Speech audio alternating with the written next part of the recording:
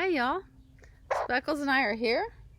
Speckles, we want to talk about balancing redox reactions, okay? In this video, I'm going to walk through the steps of how to balance a redox reaction using the half reaction method. Here are the steps, and I will go through them one by one. First, you need to recognize that it's a redox reaction. You're looking for something that has changed in its oxidation state from reactant to product. Next, you're going to use the solubility rules to eliminate spectators. Use the solubility rules to break things into how they would exist in an aqueous solution. If water would ionize an acid, you break it into the ions. If it's a soluble salt, it dissociates into the ions that it's made from. And then we're going to separate the things that are changing into two unbalanced half reactions. Then we balance them in an order. First, we add coefficients to elements that aren't oxygen or hydrogen. Then if we need to add oxygen on a side, we'll add water. To balance the hydrogens, we add hydrogen ion. And finally, we check the net charge on both sides, see which is higher, and add electrons to bring it down, so the charge on the left and the charge on the right are the same. It's necessary that electrons that are produced in the oxidation process are consumed in the reduction process. And so we can't combine our half reactions until we have multiplied each half reaction by some different multiplier so that electrons lost in the oxidation match electrons found in the reduction. And then we will cancel species that appear on both sides. Electrons must cancel, but often water and hydrogen ions cancel too. And then we combine half reactions. Here we go. So here we have sodium nitrate and sulfurous acid as the reactants, sodium sulfate and nitrogen monoxide as the products. We could quickly assign oxidation numbers. Sodium as an ion has a +1 charge. A monatomic ion's charge is its oxidation state. The nitrogen in nitrate is currently a +5. 1 nitrogen plus 3 oxygens. Oxygens in combined species, anything that's not elemental, have an oxidation state of -2 in our class. And they have to add all up to the overall charge. So I have nitrogen -6 equals -1. Nitrogen must be +5. Oxygen is -2. In sulfurous acid, we have hydrogen. Hydrogen in a compound with nonmetals has an oxidation state of +1. Oxygens are -2.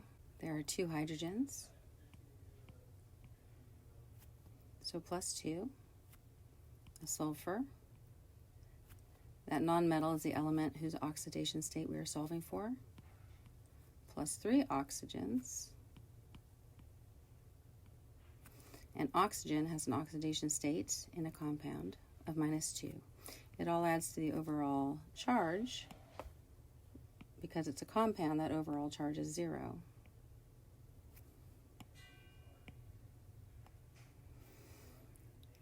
So sulfur +2 -6 equals 0. Sulfur must be 4 in this compound.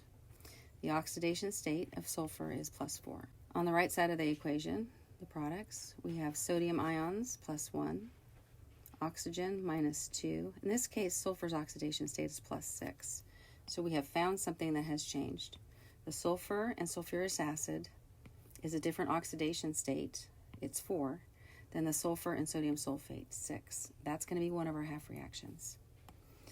Nitrogen monoxide, if oxygen is -2, the nitrogen in this compound is +2. We found our second thing that has changed.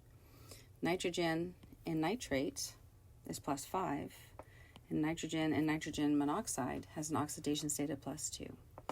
We see that the oxidation numbers have changed. That makes this a redox reaction. Now we're going to use solubility rules to eliminate spectators. Sodium nitrate is a soluble salt. All sodium salts are soluble. Sodium sulfate, soluble salt. But we know that nitrate is a polyatomic ion and it has to stay together.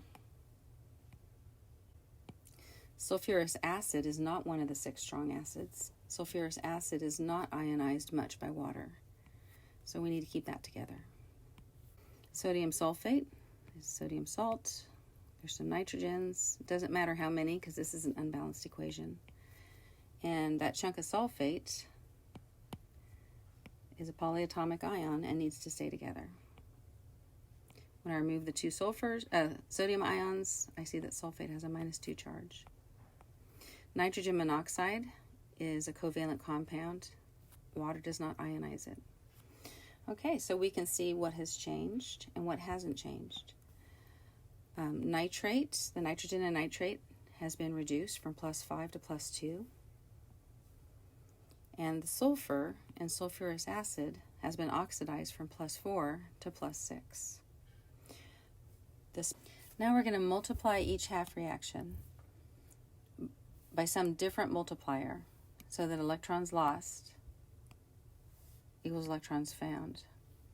I have 3 electrons for the reduction and 2 electrons for the oxidation, so I need to find a multiplier that gets me to 6 electrons for each. So for the top equation, I will multiply by 2, and for the bottom equation, I will multiply by 3. Okay, now I have it so that electrons lost in the oxidation match electrons found in the reduction. We can proceed. Electrons in the reduction match the oxidation. I'm going to cross those out. But now that we've crossed out the electrons, we can cancel species that are the same on both sides. So for example, we have hydrogen ions on both sides. Subtract 8 from both sides. All 8 are gone here. And I'm going to have 4 left.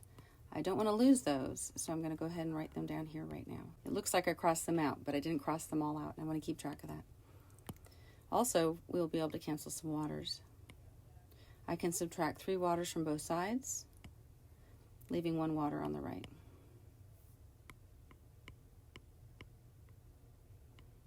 Okay, anything else that hasn't been crossed out, I can go ahead and write down. We still have 3 sulfurous acid and 2 nitrate ions.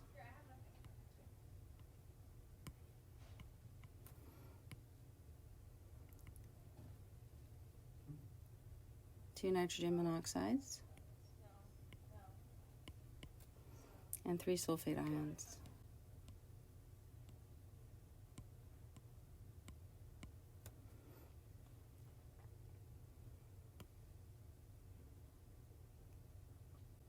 I've already done this. I combined my half reactions. But now I need to check for mass balance, the same number and kinds of each atom, and charge balance. So to do that, I'm going to make a T-table.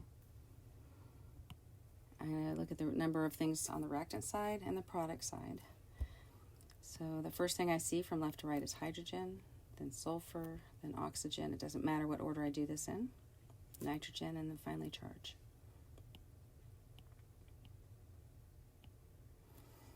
Okay, on the left, I have 3 times 2 hydrogens is 6.